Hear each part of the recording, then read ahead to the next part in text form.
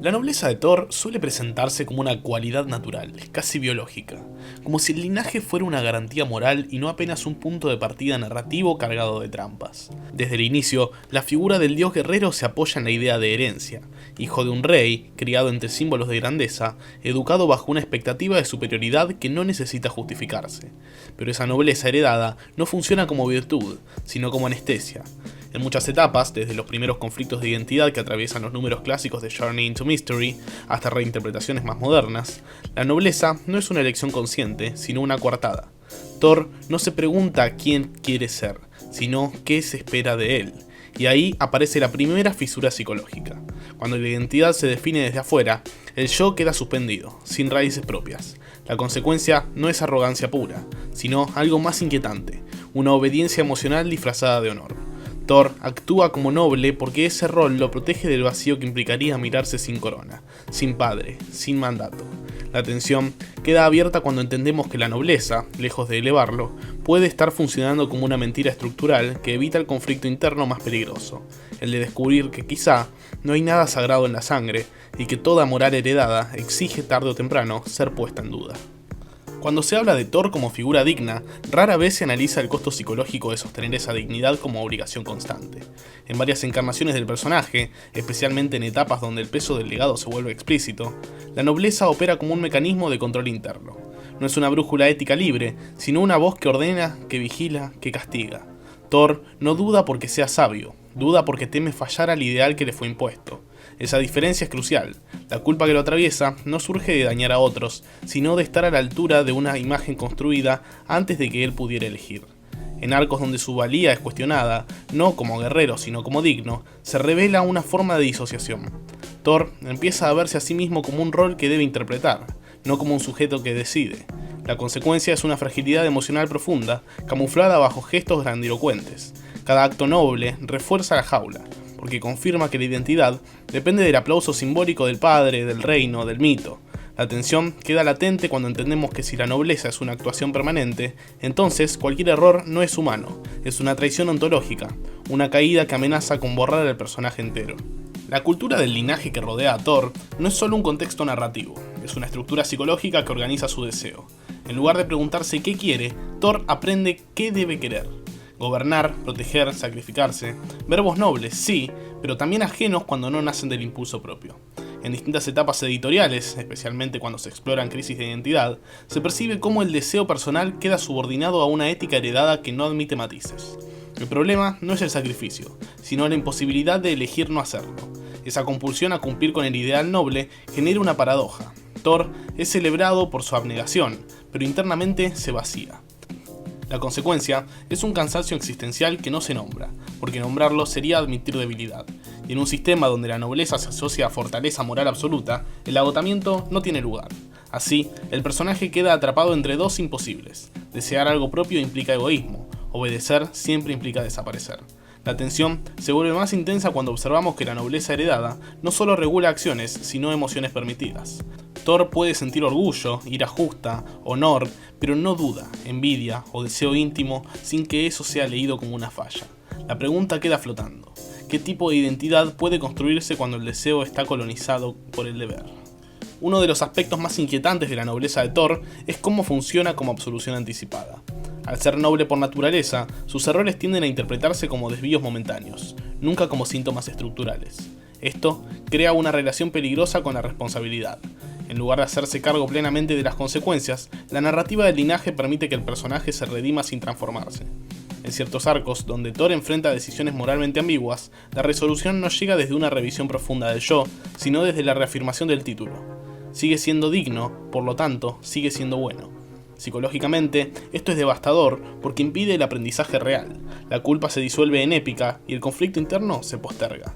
La consecuencia es una identidad que se mueve en círculos, repitiendo gestos nobles sin integrar las heridas que esos gestos dejan. Thor no se permite caer del todo, pero tampoco sanar. La tensión permanece abierta cuando entendemos que la nobleza heredada actúa como un escudo narrativo que protege al personaje de su propia responsabilidad emocional. Si la sangre garantiza la moral, entonces la ética deja de ser una práctica cotidiana y se convierte en un privilegio. Y ahí, la figura del héroe empieza a rozar algo incómodo. No la tiranía explícita, sino la autoridad incuestionable. La relación entre Thor y la autoridad revela otra capa de la mentira de la nobleza, la confusión entre obediencia y virtud.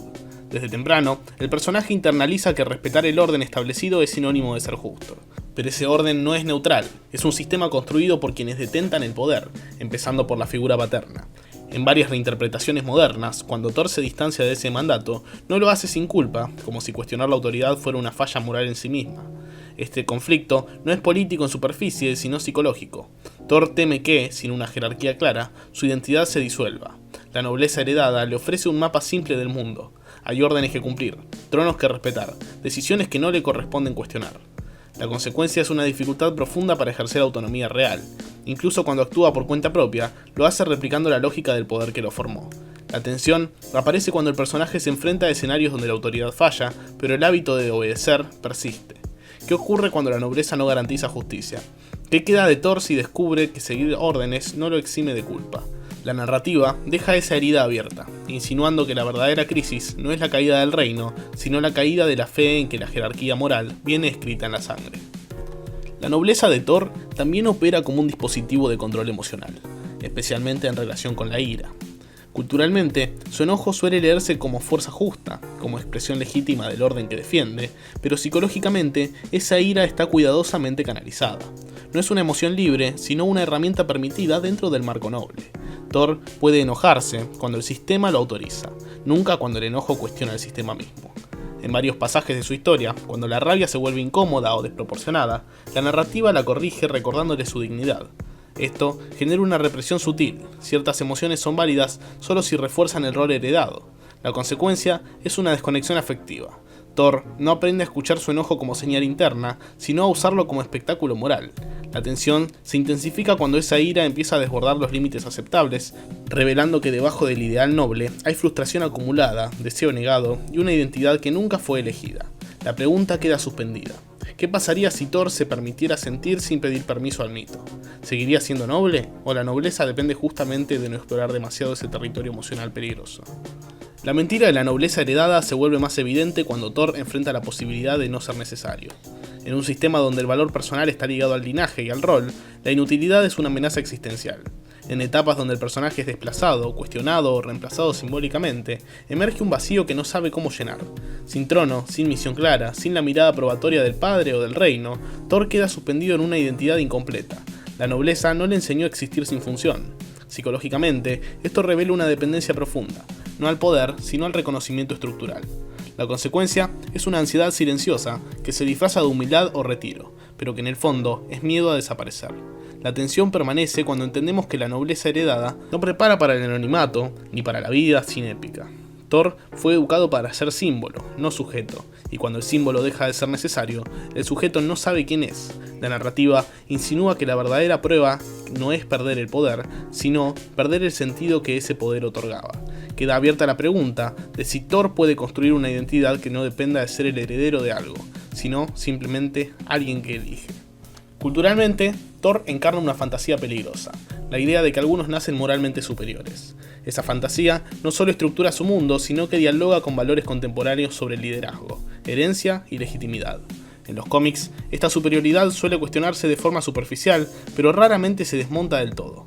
Psicológicamente, Thor internaliza esa creencia aunque intente negarla, incluso cuando busca empatizar con otros. Lo hace desde una posición elevada, como quien desciende, no como quien comparte.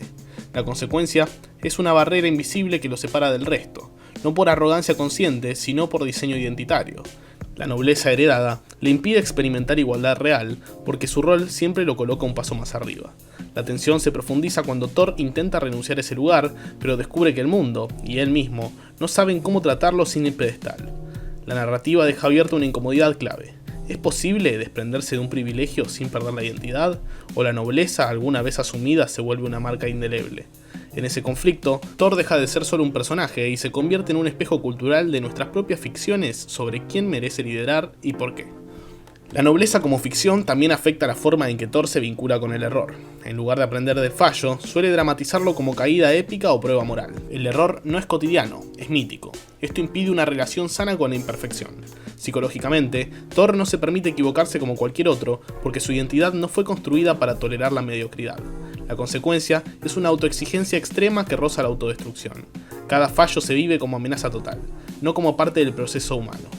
La tensión se mantiene cuando observamos que, al no poder integrar el error, Thor queda atrapado en ciclos de expiación grandilocuente, sacrificios excesivos y gestos nobles que no reparan el daño interno.